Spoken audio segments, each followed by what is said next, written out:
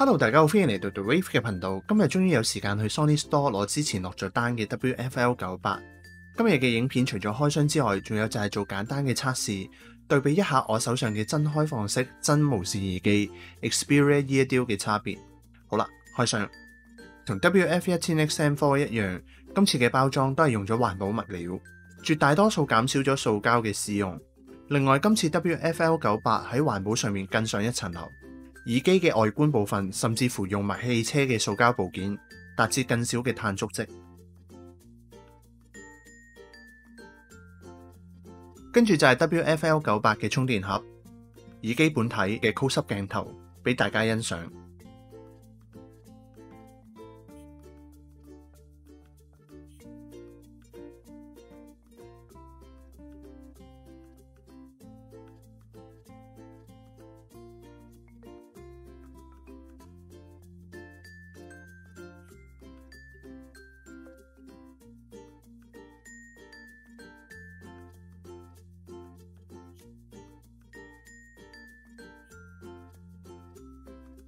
然後就係比較嘅部分，撇除大小、重量、佩戴方式有明顯嘅差別，音質上都有非常明顯嘅差別，明顯可以感受到喺低音同埋人聲方面有非常明顯嘅進步。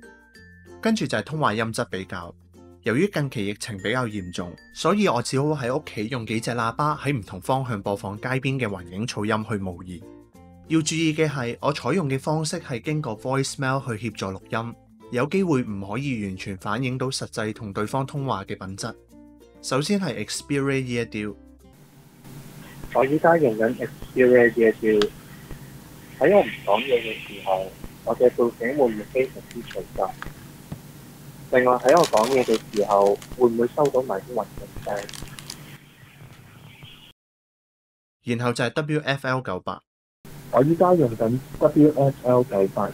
喺我唔講嘢嘅時候，我嘅背景會唔會非常之嘈雜？另外喺我講嘢嘅時候，會唔會收埋啲環境聲？相信大家對於測試已經有結果。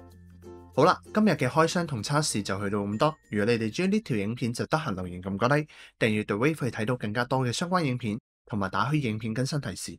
我哋得閒再見啦，拜拜。